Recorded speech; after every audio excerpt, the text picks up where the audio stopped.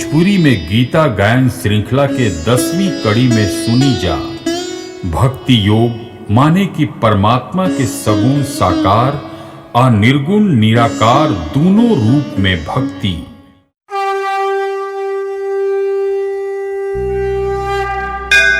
भोजपुरी में गीता गायन सुने लगा के ध्यान, सुख शांति आनंद मिल गई हैं भगवान।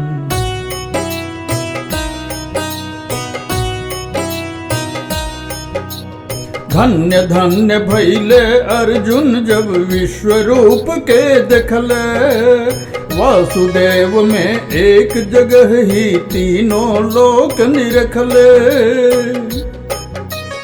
तब पूछले कि हे भगवन अब इहो बात बताई, निराकार साकार ब्रह्म में कवन श्रेष्ठ समझाई।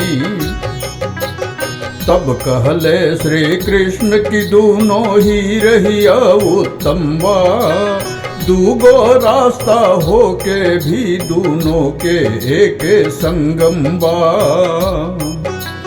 दोनों के मतलब एक बा, परम ब्रह्म में खो गइल। कर्म भक्ति या ज्ञान योग से हमरे में लय हो गइल। लेकिन सगुण रूप में जे भी भक्ति सहित करे पूजन, भजन ध्यान में लागल रहे करे सदा ही हम वंदन। एक भाव से एक बिंदु पर जे अहथिर टीकल वादन, श्रद्धा से जय ध्यान लगा के हरदम करत रहे कीर्तन। ऐसन जोगी जय हमरा के निर्गुण ही बस मान रहल। सदा एक रस अमर अचल आ निराकार ही जान रहल। जे इंद्रिय के बस में कैलस एक भाव में सदा रहे। निर्गुण चाहे निराकार के भक्ति धार में सदा बहे। ऐसन जोगी के हम निश्चित भगत मान मिल जाइला। उनकर जीवन नैया के भवसागर पार कराइला। लेकिन निर्गुण भक्ति मार्ग कहलाइल बा छुरी के धार। ओह पर चलल बहुत कठिन बा, सबके हु ना पाई पार। लेकिन जे अनन्य भक्ति से सगुण रूप परमेश्वर के, कर्म फलन के करे समर्पण भजत रहे बस ईश्वर के।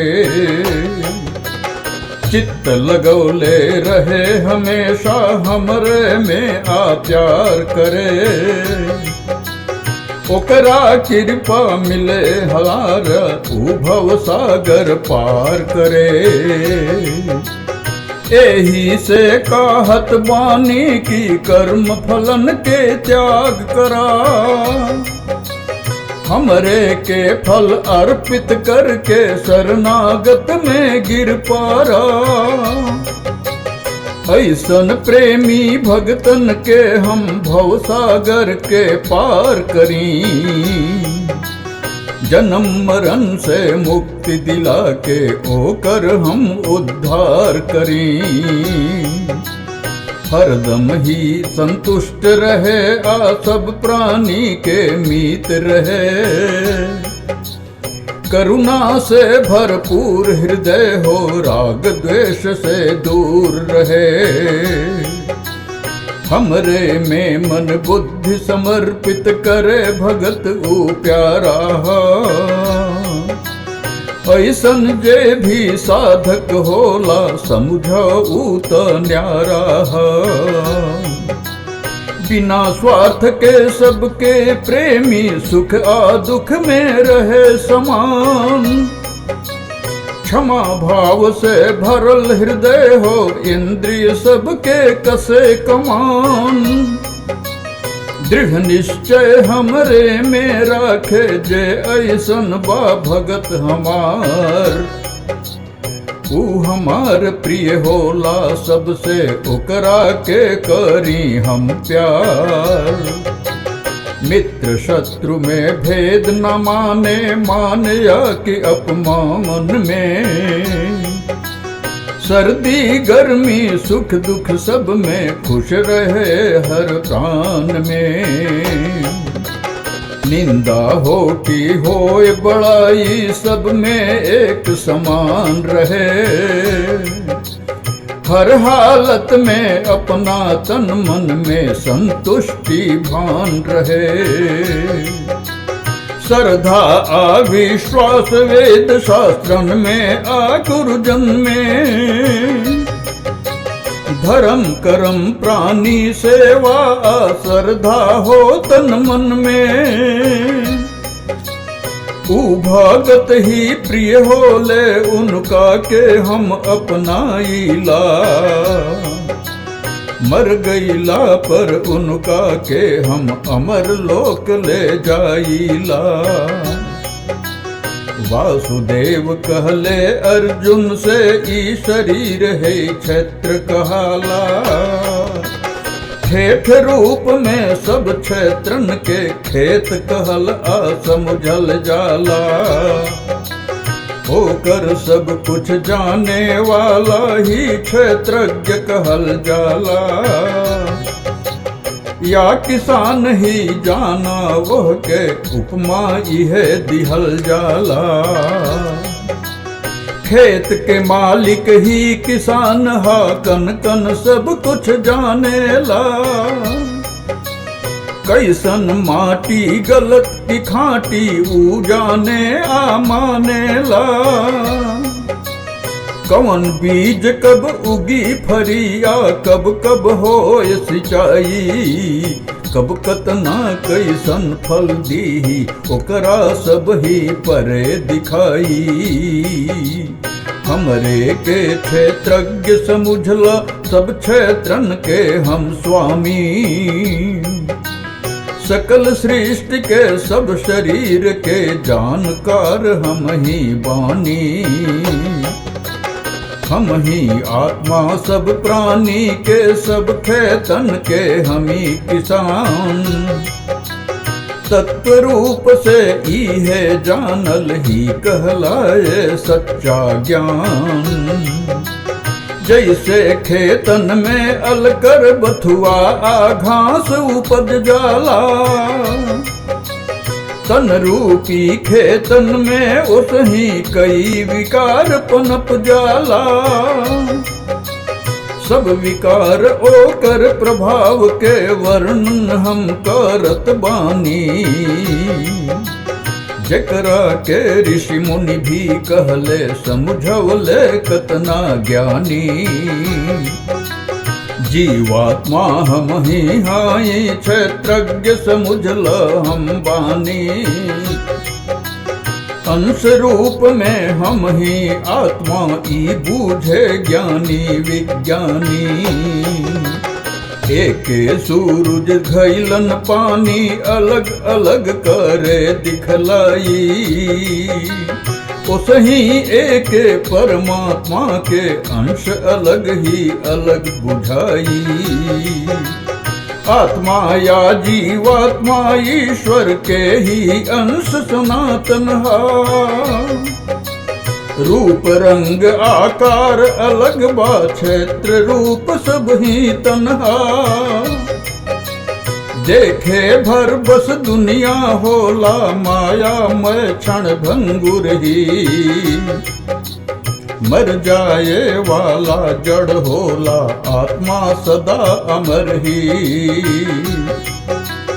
इहे प्रकृति है हम ही पुरुष, सत्व रूप में जाना तू। निर्विकार हम अविनाशी हाई बस अतना माना तू। क्षेत्र संग क्षेत्रज्ञ तत्व के ऋषि मुनि योगी जानेलन। वेद उपनिषद ब्रह्म सूत्र जे कहलस ऊ पहचानेलन। ईश्वर के ना आदि अंत सत असत कुछ वो नाही। इंद्रिय सबसे परे रहस ऊ बस अतने जाने के चाही। जे असीम बा निराकार बा देखे समझे में ना आवे। नेति नेति कहल गइल बा वेद शास्त्र इहे बतलावे। हाथ पांव उनकर सगरो सब और आँख आकान बा। सत्य रूप में अतने जानल ही उपमा से ज्ञान बा।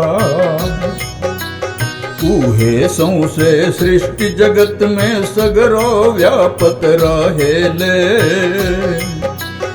आग पानी हवा नभ चाहे धरती में भी बसेले। ब्रह्म एक ही सब में बाड़े जैसे फैलल बा आकाश। अलग अलग घैला पानी में जैसे अलगे हो आभास। भल ही अलग अलग प्राणी में अलग अलग के भ्रम बा। साच बात बा इहे कि नभ घट के उपमा में दम बा। विष्णु रूप में परमात्मा ही करस जगत के पोषण पालन। ब्रह्मा बन के सृजन करस रुद्र बनस प्रलय के कारण। एक ब्रह्म ही तीन देव बन सृजन पालन लय करस। तीन मूर्ति भल ही कहला ले मूल रूप से एक रहस। सब प्रकाश के ज्योति परमात्मा रहस माया से दूर। अपने आप प्रकाशित होले अपने में रहस भरपूर। ज्ञान गेय आज्ञाता है तत्व रूप में एक बाड़न। सूरज चांद ग्रह के ज्योति के भी ऊहे हवन कारण। तत्व ज्ञान से हुई उमीलस सबके हृदय के वासी। मूल सोत आकारम सबके परमात्मा ऊ अविनाशी। जहाँ जोत उहवा कहवा से रह पाई इचको अनियारी। अनियारी के अर्थ अविद्या ब्रह्माया उहवा हारी। बैठल बाड़े सृष्टा साखी बन परमात्मा कन कन में। धारण पोषण करता धरता भरता भी हर जीवन में। ब्रह्मा के रचयिता ऊहे एही से हवन माहेश्वर। सच्चिदानंद ऊहे परमात्मा ऊहे बाड़े परमेश्वर। प्रकृति पुरुष दोनों के भी वो तत्व रूप में जान ली। नियत कर्म करे के भी उत्तर जाई आयो मानी। ओ कर हरदम खातिर छूटी जन्म मरण के सब चक्कर। परमात्मा में लय हो जाई बन जाई खुद ही ईश्वर। जे भी आपन सत्य रूप के ब्रह्म रूप में ना जानल। केवल नाम रूप भर जाने परम ब्रह्म जब ना मानल। ऊ आत्म हत्यारा होला, आपन हत्या कर लेला। आपन बुद्धि विवेक चेतना अंधकार से भर लेला। एकरा उल्टा सब प्राणी में परमात्मा के हो दर्शन। एक समान सभी के जाने, मन राखे निर्मल पावन। ऊ अपना के नाश करे ना, परम गति ऊ पा जाए। ओकर आत्मा परमात्मा से जुड़े ब्रह्ममय हो जाए। कहले कृष्ण सुना अर्जुन, हम खास बात बतलाई। हम निर्गुण आहई, अनादि अविनाशी भी कहलाई। सबके तन में रही विराजत, तब हूँ हम ना लिप्त रही। कर्म करी पर रही करता, अपने में हम तृप्त रही। सूक्ष्म रूप में जैसे सगरो पसरल रहे आकाश, उसही परमात्मा अंशी बन कर सकल प्राणी में वास। एके सूरज जैसे कन कन में प्रकाश के भर देले, उसही ई क्षेत्रज्ञ क्षेत्र के कन कन चेतन कर देले। जे भी एह विषय में तन आत्मा के लेलस पहचान, क्षेत्र संग क्षेत्रज्ञ भेद के तत्व रूप से लेलस जान। सृजन सृष्टि आत्मा परमात्मा के जे भी पहचानी, तय माना उतर जाई आऊ है हा सच्चा ज्ञानी।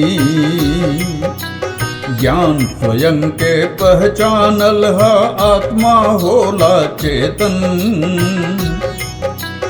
परमात्मा के अंश आत्मा करे जगत के सृजन। एह रहस्य के जानल ही कहलाए पावन ज्ञान।